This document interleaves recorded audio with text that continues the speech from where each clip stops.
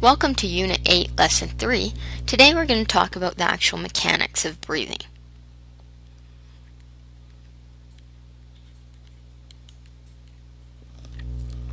And I'm going to break this down into two videos and we'll see how we're doing in class, but the anticipation is that Part 1 will be mandatory and then Part 2 we'll actually do in class. By the end of today you should be able to explain how air flows relative to pressure, what the relationship is between volume and pressure in an airtight system, define ventilation, inhalation, and exhalation, explain how the body performs inhalation and exhalation, and identify the nerves and muscles involved in regulating breathing, as well as identify how the nervous system regulates ventilation via nerve and chemical inputs. And finally, you should be able to identify the key volumes related to lung capacity. So let's begin with the mechanics of breathing. First off, breathing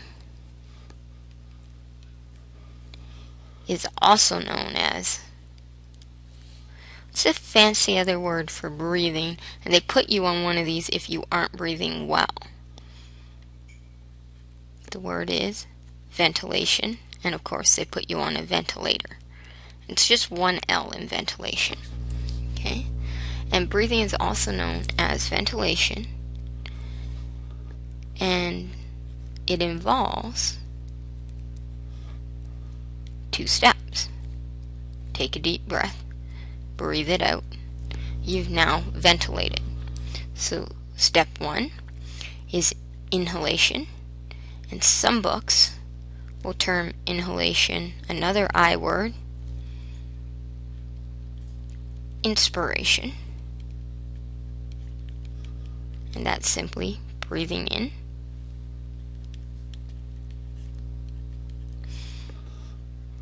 And breathing out, fancy term, exhalation, or expiration.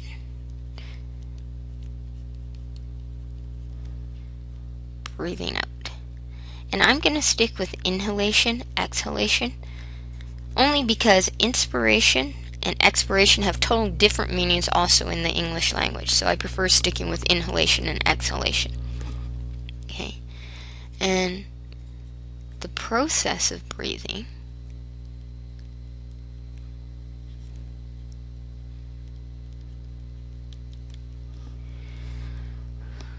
relies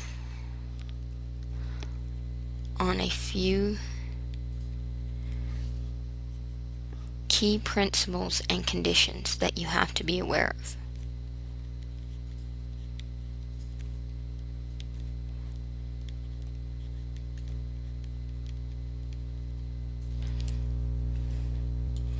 Okay, first, for breathing to work, it's mandatory, and this is how it does work, is that air flows from areas of blank pressure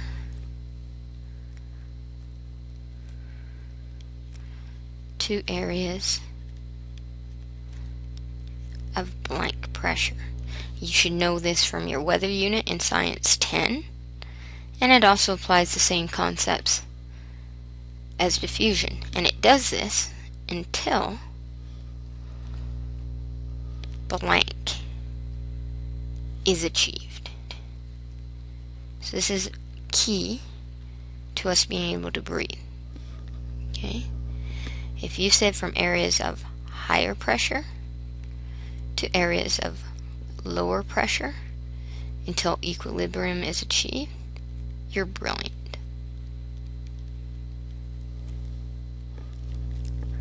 The second thing necessary to understanding how breathing works for us is that when you increase the volume of an airtight system,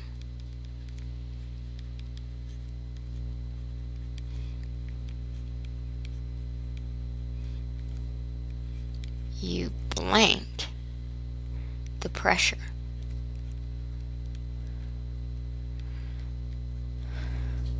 So let's say the hallway was essentially airtight to students.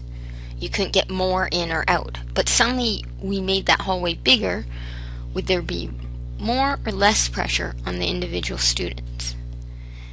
When you increase the volume but you keep the number of particles within that space the same, you actually decrease the pressure. And that's an important concept. Okay? Vice versa, when you decrease the volume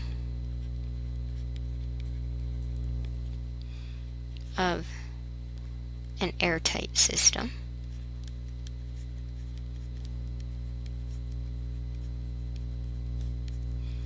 you blank the pressure. You said increase. You are correct.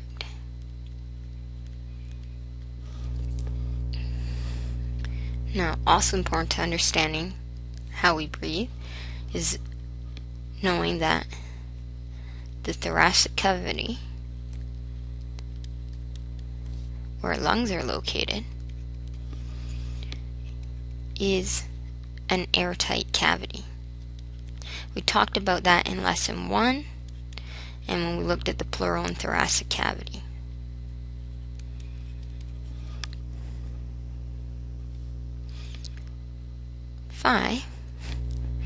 Very importantly, we can change the volume of the thoracic cavity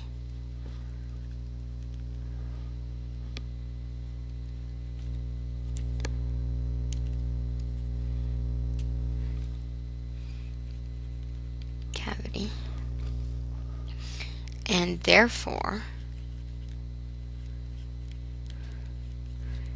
change its blank relative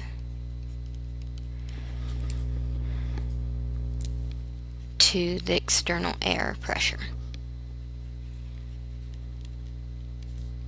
You said we can change its air pressure or its pressure. You are correct.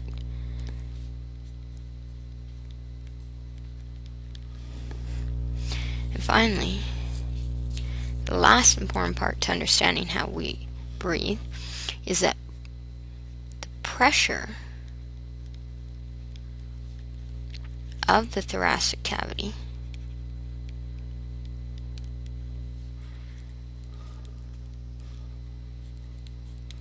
to external air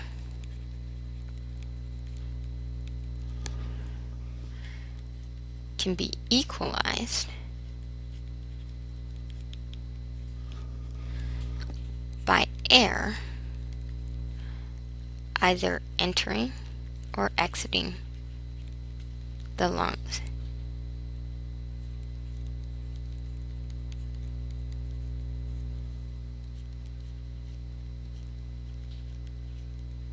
Okay, and we're just going to stop right there.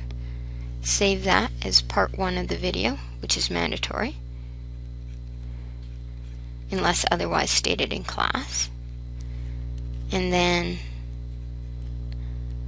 we will pick up in class. If you have any questions, please come see me. Otherwise, I hope you have a great day, and I'll see you in class.